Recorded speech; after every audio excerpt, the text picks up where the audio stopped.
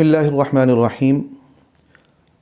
بیان جمعہ کی تیاری کے حوالے سے آج ہمارا موضوع اسباب رزق ہے۔ دنیا جس ایک سبب پر اکتفا کرتی ہے وہ ہے اس کی محنت، قوت بازو۔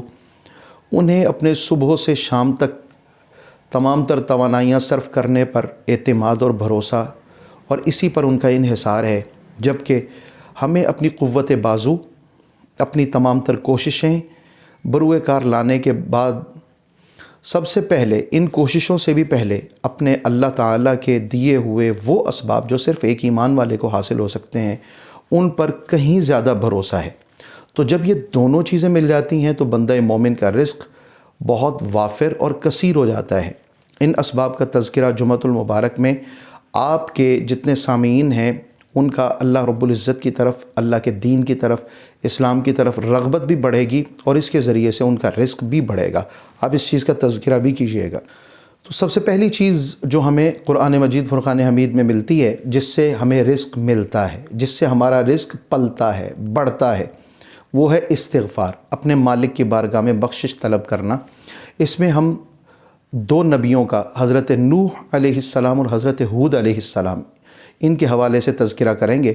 سورہ نوح میں اس کا تذکرہ ہے۔ حضرت نوح علیہ السلام نے اپنی امت سے ارشاد فرمایا، فَقُلْتُ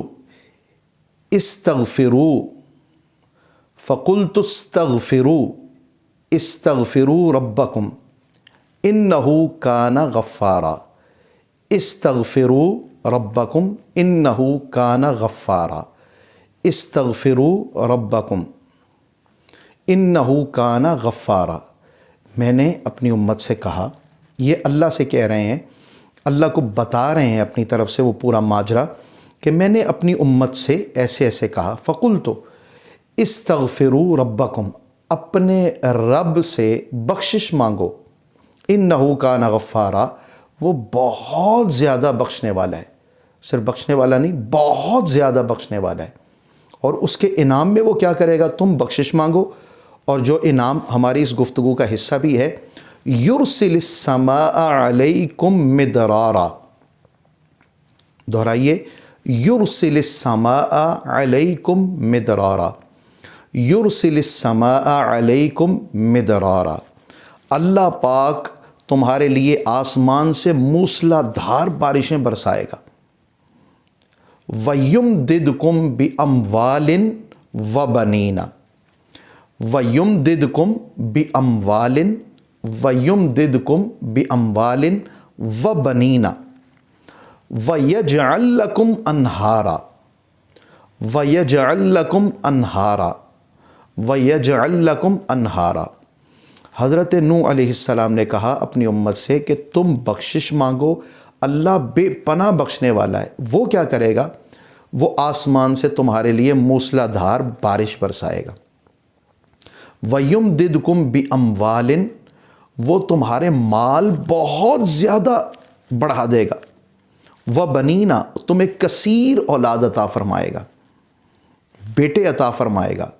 اور بیٹے اس دور میں بھی اسباب رزق کا ایک بہت بڑا ذریعہ تصور کیے جاتے ہیں۔ وہ جنگوں میں وہی کام آتے تھے اور بیٹوں سے ہی نسل کا سلسلہ چلتا ہے۔ تو بیٹوں کی جو ان کے دلوں میں خواہش تھی اس کو بھی ارشاد فرمایا، وَبَنِينَ وَيَجْعَلْ لَكُمْ أَنْهَارًا، اور اللہ پاک تمہارے لیے نہریں بہا دے گا پانی کی۔ دیکھیں، پانی برستا ہے تو زمین کا بنجر پن ختم ہوتا ہے، زمین سیراب ہوتی ہے۔ زمین سیراب ہوتی ہے تو وہ اپنا ثمرہ اگاتی ہے، پھل اگاتی ہے، پھول اگاتی ہے، درخت اگاتی ہے، جڑی بوٹیاں اگاتی ہے، جس میں ہمارے لیے غذا ہے۔ ان جڑی بوٹیوں میں ہمارے لیے شفا ہے، اس میں ہمارے لیے علاج ہے۔ اس کو جانور کھاتے ہیں، جانور توانا ہوتے ہیں، جانوروں سے ہم دودھ لیتے ہیں، گھی لیتے ہیں اور ان کا گوشت استعمال کرتے ہیں، چمڑا استعمال کرتے ہیں، ان کی ہڈیاں تک استعمال ہوتی ہیں۔ ہمارے امراض میں، ہمارے جسمانی طاقت اور قوت میں وہ جڑی بوٹیاں استعمال ہونے والی، پھل پھول استعمال ہونے والے، جانور استعمال ہونے والے، ان سب کا ذریعہ بارش ہے۔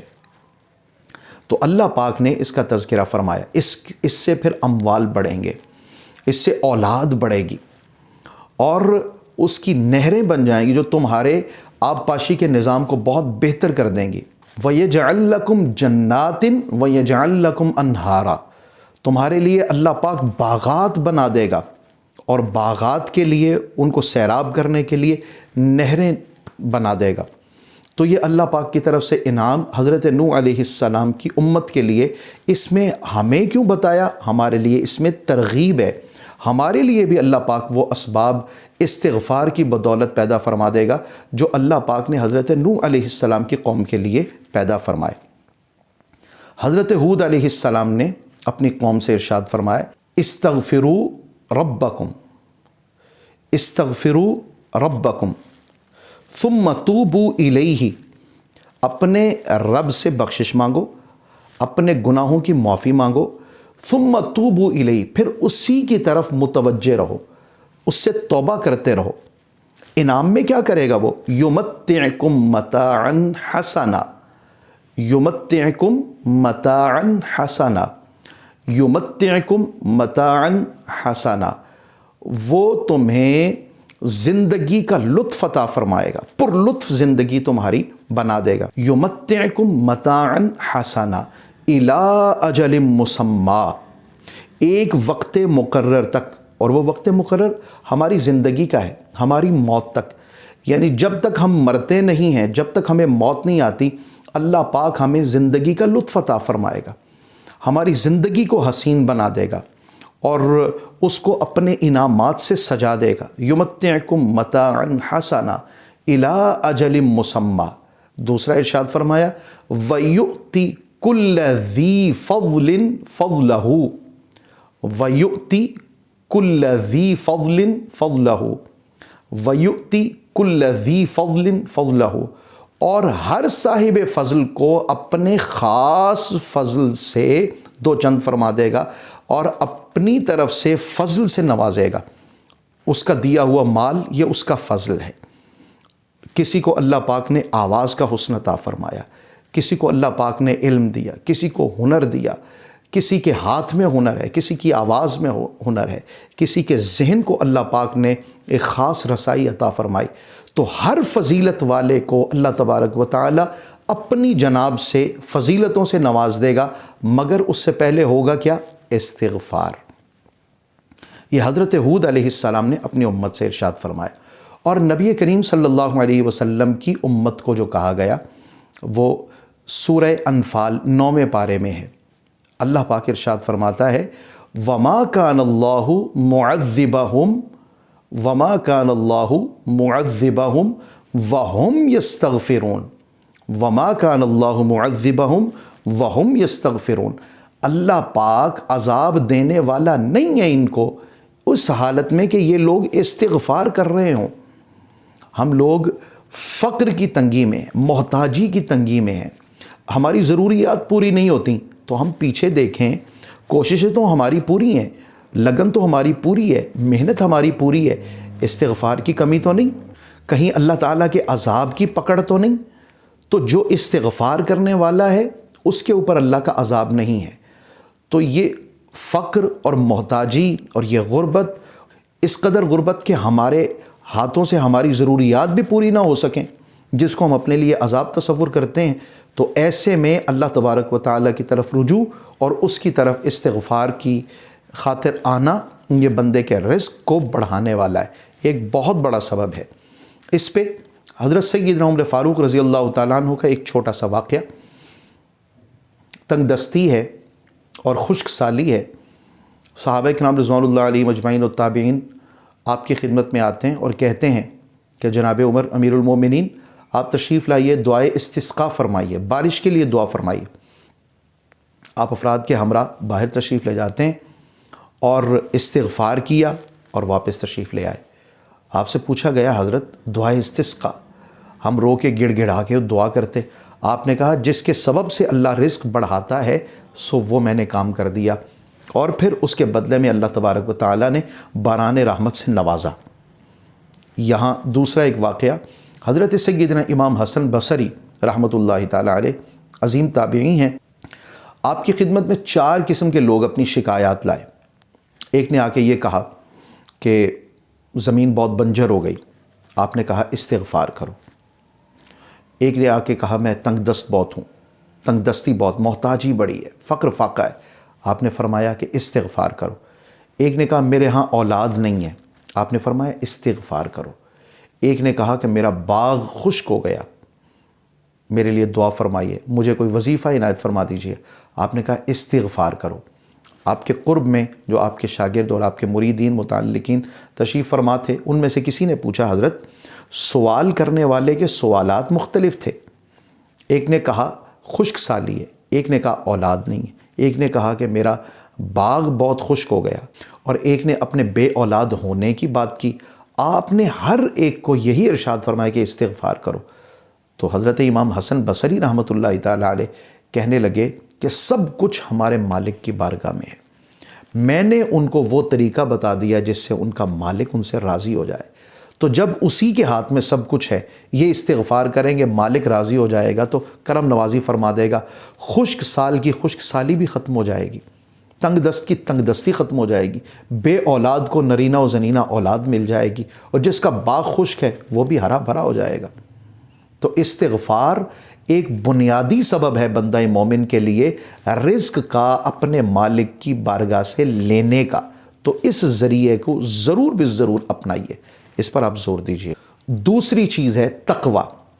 اللہ ارشاد فرماتا ہے وَمَن يَتَّقِ اللَّهَ يَجْعَل لَّهُ مَخْرَجًا، سورہ الطلاق، یہ دوسری آیت ہے، پہلی دوسری آیت، وَمَن يَتَّقِ اللَّهَ يَجْعَل لَّهُ مَخْرَجًا وَيَرْزُقْهُ مِنْ حَيْثُ لَا يَحْتَسِبُ، وَيَرْزُقْهُ مِنْ حَيْثُ لَا يَحْتَسِبُ، وَيَرْزُقْهُ مِنْ حَيْثُ لَا يَحْتَسِبُ۔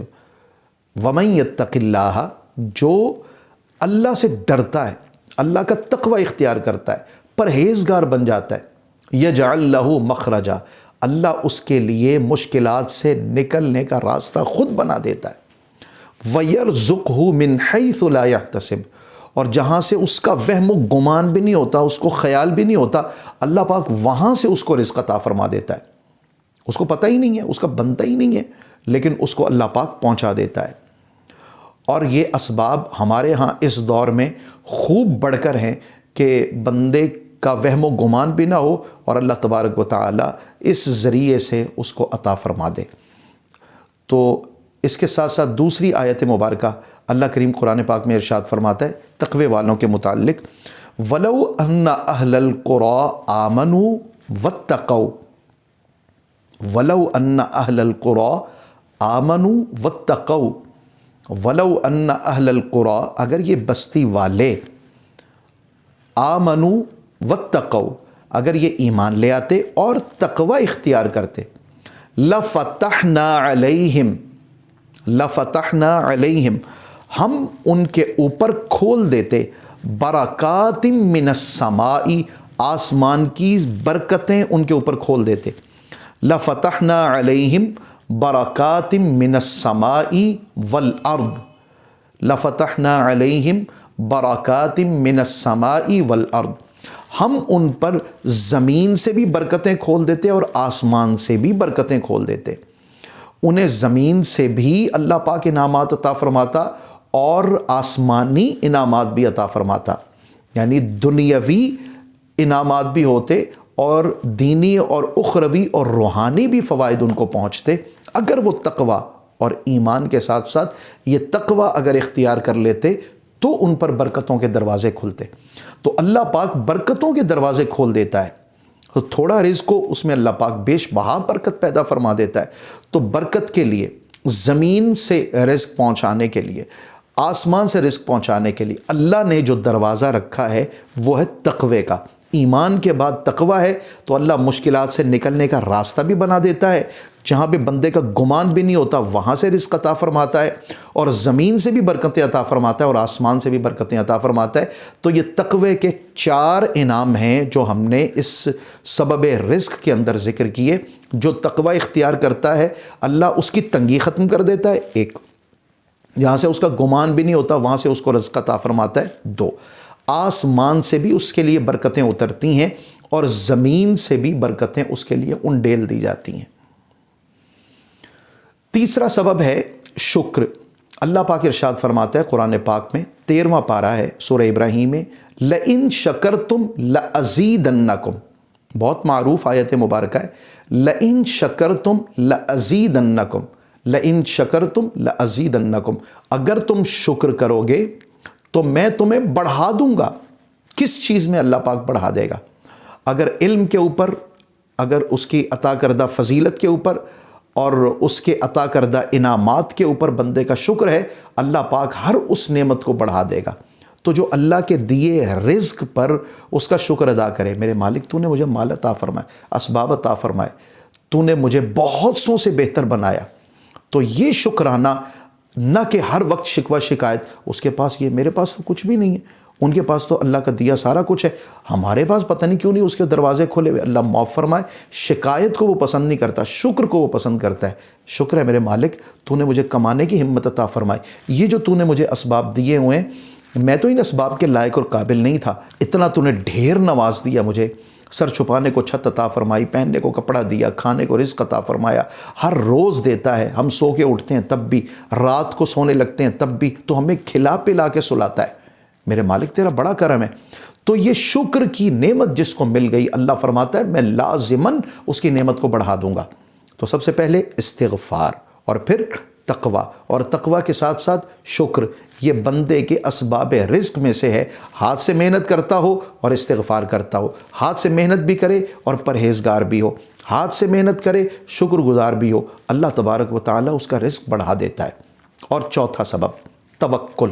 اللہ فرماتا ہے وَمَن يَتَوَكَّلْ عَلَى اللَّهِ وَمَن يَتَوَكَّلْ عَلَى اللَّهِ فَهُوَ حَسْبُهُ، حسبُهُ ہے فَهُوَ حَسْبُهُ، وَمَن يَتَوَكَّلْ عَلَى اللَّهِ فَهُوَ حَسْبُهُ، وَمَن يَتَوَكَّلْ عَلَى اللَّهِ فَهُوَ حَسْبُهُ، جو اللہ کی ذات پر بھروسہ کرتا ہے، انجام کار اس کے سپرد کر دیتا ہے، فَهُوَ حَسْبُهُ، وہ اس کو کافی ہو جاتا ہے۔ درد بردر اس کو پھرنا نہیں پڑتا، مانگنا نہیں پڑتا، بھیک نہیں مانگنی پڑتی، منتیں نہیں کرنی پڑتی، اور لجاجت بھرا اپنا چہرہ نہیں لوگوں کے سامنے لا لا کے بھیک مانگنی پڑتی۔ اللہ پاک اس کے لیے کافی ہو جاتا ہے، کیونکہ اس کا بھروسہ اپنے مالک کی ذات پہ ہوتا ہے۔ یہاں آقا دو جہاں صلی اللہ علیہ وسلم کا ایک ارشاد گرامی، آپ نے ارشاد فرمایا لو انکم توکلون علی اللہ، لو انکم توکلون علی اللہ، لو انکم توکلون علی اللہ حق توکلہ، حق توکلہ، حق توکلہ، لو انکم توکلون علی اللہ، اگر تم اللہ کی ذات پر بھروسہ کرو، توکل کر لو، جو اسباب اللہ نے دیے، جو محنت اور ہنر اللہ پاک نے دیا، وہ بروئے کار لائے۔ اب اس کے بعد بھروسہ اللہ کی ذات پر، اگر تم بھروسہ کر لو اللہ پر حق توکل ہی، جیسے کہ توکل کا حق ہے، تو حضور نے ارشاد فرمایا لرزقتم، تو تمہیں رزق دیا جائے گا، لرزقتم، لرزقتم، لرزقتم کما یرزق الطیر، کما یرزق الطیر، تو یہ ہے یرزق الطیر، جیسا کہ وہ پرندوں کو رزق عطا فرماتا ہے، تغدو خماصا وتروح بطانا، تغدو خماصا وتروح بطانا، تغدو خماصا، صاد، خماصا وتروح بطانا، صبح خالی پیٹ نکلتے ہیں، شام کو بھرا ہوئے پیٹ واپس لوٹتے ہیں۔ تو پرندوں نے کوئی محنت کی، کوئی کوشش کی، کوئی انہوں نے کاشتکاری کی، کوئی انہوں نے صنعت کاری کی، کوئی انہوں نے کوئی ٹیوشن سینٹر کھولا، کوئی تعلیمی ادارہ کھولا، کوئی انہوں نے میڈیکل لائن کے اندر کوئی کوشش کی ہے، کوئی وہ انجینئرنگ کرتے ہیں، کوئی ان کی فیکٹریاں ہیں، کوئی ان کی ملز ہیں، کچھ بھی نہیں ہے، ایک چھوٹا سا گھونسلہ ہے، وہاں پہ وہ آرام کرتے ہیں، اور اپنے لیے کچھ بھی نہیں رکھا ہوا انہوں نے، اور پھر صبح سویرے نکلتے ہیں، جب نکلتے ہیں تو خالی پیٹ ہوتے ہیں، اور جب واپس لوٹتے ہیں تو دانہ ان کا کھا کھا کے ان کا پیٹ بھرا ہوا ہوتا ہے۔ تو اللہ کے پیارے حبیب صلی اللہ علیہ وسلم نے ایک خوبصورت مثال کے ذریعے سے اپنی امت کے افراد کی یہ تعلیم ارشاد فرمائی کہ اگر تم توکل کا حق ادا کر دو جس طرح بزرگان دین بھی توکل کے اس راستے پر رہے، اور اگر تم توکل کا حق ادا کرو جیسا کہ توکل کرنے کا حق ہے ویسا اگر تم توکل کرو، تو جس طرح اللہ پاک پرندوں کو رزق دیتا ہے کہ وہ صبح نکلتے ہیں تو خالی پیٹ ہوتے ہیں، واپس جب آتے ہیں تو شام کے وقت میں ان کے پیٹ بھرے ہوئے ہوتے ہیں، اللہ پاک تمہیں بھی اسی طرح رزق عطا فرمائے گا۔ تو آپ بزرگان دین کے خانقاہیں دیکھ لیجئے، آپ اہل علم افراد کا توکل اور بھروسہ دیکھ لیجئے۔ اگر زندگی کے ابتدائی سال ان کے ہم نے دیکھیں فقر اور فاقے میں محتاجی کے اندر، لیکن اللہ تبارک و تعالی نے ان کو اور ان کی اولاد کو محروم نہیں رکھا، اللہ نے دنیا کی نعمتوں سے بھی سرفراز فرمایا ہے۔ تو یہ اسباب ہوئے 4: استغفار، تقوی، شکر اور توکل۔ استغفار، تقوی، شکر اور توکل۔ 5واں سبب عبادت الہی کے لیے وقت نکالنا، ذکر کے لیے، وظائف کے لیے، نوافل کے لیے، گڑ گڑانے کے لیے، رونے کے لیے، تلاوت کے لیے، آتے جاتے ہوئے تسبیحات کے لیے، تحلیل کے لیے، دعا کے لیے، یہ سب کچھ عبادت میں ہے، اس کی بندگی کے لیے۔ تو حدیث رسالت میں آپ صلی اللہ علیہ وسلم اللہ پاک ارشاد فرماتا ہے، حدیث قدسی ہے، یا ابن آدم تفرغ لعبادتی، یا ابن آدم، یا ابن آدم تفرغ لعبادتی، میری عبادت کے لیے اے آدم کے بیٹے، میری عبادت کے لیے کچھ فراغت کا وقت نکال لے، کچھ مصروفیت کی گھڑیوں میں سے کچھ اپنے مشاغل کو تھوڑا بہت آگے پیچھے کر کے میرے لیے کچھ وقت نکال لے۔ تفرغ لعبادتی، ہوگا کیا؟ ارشاد فرمایا، املأ صدرک غنن، املأ صدرک غنن، املأ صدرک غنن، میں تیرے سینے کو بے نیازی عطا کر دوں گا، غنا عطا کر دوں گا۔ وَأَسُدُّ فَقْرَكَ، یہ ہے وہ بات جو ہم کرنا چاہتے ہیں۔ وَأَسُدُّ فَقْرَكَ، وَأَسُدُّ فَقْرَكَ، وَأَسُدُّ فَقْرَكَ، میں تیری محتاجی کو روک دوں گا، تیرے فقر کو روک دوں گا۔ تو حدیث پاک میں کیا کہا؟ اے ابن آدم، تو میری عبادت کے لیے فراغت کا وقت نکال، کچھ فارغ وقت نکال، میں تیرے سینے کو کشادگی دے دوں گا، تجھے بے نیاز کر دوں گا دنیا سے، اور تیرے محتاجی کو روک دوں گا۔ اللہ تبارک و تعالی جس ذریعے سے ہماری محتاجی روک دے، کیا ہم ایسے ذرائع کو بروئے کار نہیں لاتے؟ ہماری کوشش نہیں ہوتی ہمارا فقر ختم ہو جائے، غربت ختم ہو جائے، اسباب آنے لگے، رزق ملے، وافر دولت ملے، اللہ دنیا ڈھیر عطا فرمائے، تو وہ کہتے ہیں میری عبادت کے اندر پوشیدہ ہے، میں تیری محتاجی کو دور کروں گا۔ ہم اس کے بن کے تو دیکھیں، ہم اس کی طرف آئیں تو صحیح، اور ہمارے یہ تنگ سینے، اللہ لاکھوں دے رہا ہے، کروڑوں دے رہا ہے، مگر انسان تنگ دل ہے، وہ تنگ دلی بھی اللہ ختم کر دے گا اور محتاجی بھی اللہ پاک دور فرما دے گا۔ 6واں سبب، حج اور عمرہ کرنے سے اللہ تبارک و تعالی فقر اور فاقے کو دور کر دیتا ہے۔ حضور نے ارشاد فرمایا، تابعو، تے الف بے عین واو، تابعو بین الحج والعمرہ، حج اور عمرہ یہ بار بار کرو، فَإِنَّهُمَا يُنْفِيَانِ الْفَقْرَ وَالذُّنُوبَ، یہ الفاظ آپ یاد کر لیجئے گا، فَإِنَّهُمَا يُنْفِيَانِ الْفَقْرَ وَالذُّنُوبَ، فَإِنَّهُمَا يُنْفِيَانِ الْفَقْرَ وَالذُّنُوبَ۔ حج اور عمرہ پے در پے، آگے پیچھے حج اور عمرہ کرو، فَإِنَّهُمَا بلا شبہ یقیناً یہ گناہوں کو بھی ختم کر دیتے ہیں اور محتاجی کو بھی ختم کر دیتے ہیں۔ اور حضور صلی اللہ علیہ وسلم نے آگے مثال بیان فرمائی کہ جس طرح بھٹی کے اندر لوہا ڈالا جاتا ہے، سونا ڈالا جاتا ہے، چاندی ڈالی جاتی ہے، تو بھٹی کی آگ اس کے زنگ کو اور اس کی آلائش کو اور اس کی گندگی کو بالکل دور کر دیتی ہے۔ بالکل اس طرح اللہ پاک تم سے تمہارے گناہ بھی دھو دیتا ہے اور حج اور عمرہ کی بدولت تمہارے فقر اور محتاجی کو بھی دور کر دیتا ہے۔ تو پے در پے ہم نے بہت سے بزرگان دین کا یہ طریق دیکھا، اللہ پاک نے ان کو نوازا، انہوں نے حضور نبی اکرم صلی اللہ علیہ وسلم کے دربار شریف کی نیت سے، حضور کے روضہ مبارکہ کی نیت سے وہ نکلے، انہوں نے حج بھی کیے، عمرے بھی کیے۔ ایک پہلا لازم تھا، اس کے بعد کسی نے 5، کسی نے 7، لوگوں کو دکھانے کے لیے نہیں، اللہ کی رضا کے لیے، تو اللہ پاک اس کے انعام میں اس عمرے کی بدولت اور اس حج کی بدولت اپنا رزق وافر عطا فرما دیتا ہے۔ 7واں سبب صلہ رحمی،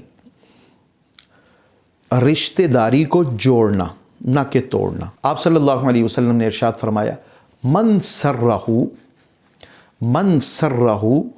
ان یبسط لہ فی رزقہ، من سرہ ان یبسط، سین اور توئے، یبسط، ان یبسط لہ فی رزقہ، من سرہ ان یبسط لہ فی رزقہ، من سرہ، جس کو یہ بات خوش کرے، اور کس کو خوش نہیں کرتی، کہ ان یبسط لہ فی رزقہ، کہ اس کے رزق کو بے پناہ بڑھا دیا جائے، وسعت دے دی جائے، اس کا رزق بڑھ جائے، وَأَن يُنْسَأَ لَهُ فِي أَثَرِهِ، دوسری چیز وَأَن يُنْسَأَ لَهُ فِي أَثَرِهِ، وَأَن يُنْسَأَ لَهُ فِي أَثَرِهِ، اور اس کی عمر بہت زیادہ بڑھا دی جائے، اس کی عمر میں برکت آ جائے، اس کے مال میں برکت آ جائے، اس کا رزق بڑھ جائے، اس کی عمر بڑھ جائے، تو آپ صلی اللہ علیہ وسلم نے ارشاد فرمایا فَلْيَصِلْ رَحِمَهُ، فَلْيَصِلْ رَحِمَهُ، فَلْيَصِلْ رَحِمَهُ، تو وہ اپنے ٹوٹے ہوئے رشتے جوڑے، اپنے ننیال کے رشتے، اپنے ددیال کے رشتے قطع تعلقی نہ کرے، بلکہ وہ رشتے جوڑے۔ جو رشتے جوڑتا ہے اللہ اس کی عمر بھی بڑھا دیتا ہے، اور عمر جتنی ہے اس میں برکت آ جاتی ہے، تو وہ تھوڑی عمر بھی بہت زیادہ بڑی ہوئی معلوم ہوتی ہے، اور اللہ پاک نے جو رزق دیا اس میں برکت آ جاتی ہے، اور اللہ پاک اس رزق کو فراہم کر دیتا ہے اور برکت سے اس کو بھر دیتا ہے، رزق اس کا اور زیادہ بڑھ جاتا ہے۔ تو صلہ رحمی ایک 7واں سبب ہے جو ہمارے رزق کو بڑھانے کے لیے اللہ پاک نے ایک ذریعہ بنایا ہے۔ 8واں سبب اللہ کے راستے میں خرچ کرنا۔ ہم اپنے مال کو بچا بچا کے رکھتے ہیں، جو اس کے راستے میں خرچ کرتے ہیں، اللہ تبارک و تعالی ارشاد فرماتا ہے، حدیث پاک ہے، یا ابن آدم، یا ابن آدم، یہ معروف الفاظ ہیں، انفق علیکا، انفق تو خرچ کر، انفق علیکا میں تجھ پر خرچ کروں گا، اے ابن آدم تو میرے راستے میں لگا، میں تجھے اور زیادہ بھر دوں گا، تو مجھ پر خرچ کر، میں تجھ پر خرچ کروں گا۔ اب دیکھیں بندہ کیا دے سکتا ہے اللہ کو، اور اللہ کتنا کچھ دیتا ہے بندے کو، اور کتنا کچھ دے سکتا ہے۔ بندے کی حیثیت ہی نہیں ہے کہ اللہ کے راستے میں دے، مگر اس کے باوجود جب بندہ خرچ کرتا ہے تو بندہ تو بے بساط ہے، اگر وہ کچھ نہ ہونے کے باوجود بھی اتنا اللہ کے راستے میں دے گا تو اللہ تعالیٰ اس کو کتنا بھر دے گا۔ تو انفاق فی سبیل اللہ ایک ذریعہ ہے، اور بہت بڑا ذریعہ ہے رزق کو بڑھانے کا۔ یہاں ایک واقعہ کوٹ کر دیجئے، حضرت موسیٰ علیہ السلام کے ایک امتی تھے، انہوں نے کہا کہ اے موسیٰ مجھے 2 دن کے بعد کچھ تھوڑا بہت رزق ملتا ہے، اور وہ خشک روٹیاں ملتی ہیں، بہت مشکل حالات سے میں گزر رہا ہوں، تو آپ اللہ پاک کی بارگاہ میں میرے لیے یہ استدعا کیجئے کہ جتنا رزق ہے نا میری زندگی کا وہ اللہ تبارک و تعالیٰ یک بارگی مجھے عطا کر دے۔ اب اللہ پاک کی بارگاہ میں حضرت موسیٰ علیہ السلام نے اس کا تذکرہ کر دیا، تو اللہ تبارک و تعالیٰ نے اس کے لیے جو رزق ایک فرشتے کے ذریعے سے بھجوایا، وہ کچھ دانے تھے اناج کے، اور کچھ اور اناج کے متعلق کھانے پینے کی جو اشیاء تھی، چیزیں تھیں، وہ اس کو دے دی گئیں۔ اب کچھ عرصے کے بعد جب وہاں سے گزر ہوا تو دیکھا کہ اللہ پاک نے اس کا رزق بہت زیادہ بڑھا دیا۔ حضرت موسیٰ علیہ السلام نے عرض کی مالک کی بارگاہ میں، اے مالک یہ کیا ہے؟ تو کہا کہ جو تھوڑا سا رزق اس کو دیا گیا تھا، وہ تھوڑا سا رزق اس نے میرے راستے میں خرچ کرنا شروع کر دیا۔ اس نے ایک تنور لگایا، اس نے وہ کھانا پکایا، اور فقراء کو وہ کھلاتا رہا، مسافروں کو کھلاتا رہا، گزرنے والوں کو، راہگیروں کو کھلاتا رہا۔ اب وہ خرچ کرنا چھوڑ دے تو میں اس کو دینا چھوڑ دوں؟ اب نہ وہ خرچ کرنا چھوڑتا ہے، میں اس کو دینا چھوڑتا نہیں۔ تو اللہ تبارک و تعالی بہت زیادہ عطا فرماتا ہے خرچ کرنے سے، اللہ کے راستے میں خرچ کرنے سے، اور یہ اللہ کے راستے میں خرچ کرنا اللہ کے محتاج اور ضرورت مند بندوں پر ہی خرچ کرنا ہوتا ہے۔ تو یہ 8واں سبب ہے اللہ تعالیٰ کی بارگاہ سے رزق حاصل کرنے کا۔ 9واں سبب حضور نبی اکرم صلی اللہ علیہ وسلم کے فرمان عالی شان سے، ہل تنصرون وترزقون، ہل تنصرون وترزقون، حل تنصرون و ترزقون، دو چیزیں، الا بضعفائکم، الا بضعفائکم، ضعیف کی جمع ضعفاء، الا بضعفائکم، تمہاری مدد جو کی جاتی ہے اور تمہیں جو رزق دیا جاتا ہے، اگر وہ تمہاری مدد تمہیں پہنچتی ہے یا رزق تمہیں پہنچتا ہے تو وہ تمہارے کمزور اور بزرگ لوگوں کی وجہ سے پہنچتا ہے۔ ضعیف کمزور کو بھی کہتے ہیں، ضعیف بوڑھے آدمی کو بھی کہتے ہیں، تو تمہارے کمزور لوگوں کی وجہ سے یہ تمہیں پہنچتا ہے۔ تمہارے کمزور لوگ جنہیں ہم دبا رہے ہیں، اللہ پاک انہی کے سبب سے ہمیں رزق عطا فرما رہا ہے۔ اور معاذ اللہ اس دور میں ایسے افراد کا سامنا کرنا پڑتا ہے ہمیں، جو خود اپنے ہاتھ اٹھا کے دعا کرتے ہیں یا لوگوں سے یہ پوچھتے ہوئے نظر آتے ہیں کہ ہماری والدہ یا ہمارے والد اللہ ان کو اٹھا ہی لے۔ تمہارے گھروں کے اندر رزق یہ تمہارے ان بوڑھے لوگوں کی وجہ سے اللہ تعالیٰ دے رہا ہے۔ ان لوگوں کے جو سفید بال ہیں، ان کے چہروں کی جو جھریاں ہیں، ان کے ہاتھوں کی جو راشیں ہیں، اور ان کے کمر کے جو بل ہیں، اور ان کی آنکھوں کے جو آنسو ہیں، یہی تو اللہ کی بارگاہ سے تمہیں رزق لے کے دے رہے ہیں۔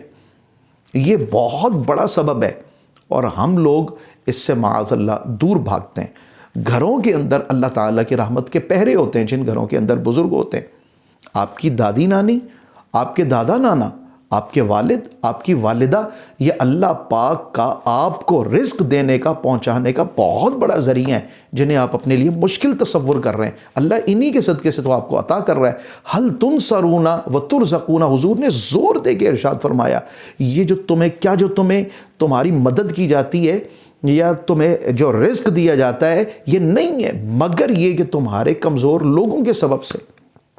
تو اللہ پاک اور اللہ کے پیارے حبیب صلی اللہ علیہ وسلم نے ہمیں جہاں محنت کی ترغیب ارشاد فرمائی، لگن اور ذوق کے ساتھ کام کرنے کی ترغیب ارشاد فرمائی، وہاں جو اسباب رزق ہمیں عطا فرمائے ان میں سب سے پہلا استغفار، پھر تقوی، شکر، توکل۔ استغفار، تقوی، شکر اور توکل، اور پھر اس کے ساتھ ساتھ عبادت، اور عبادت کے ساتھ حج اور عمرہ پے در پے۔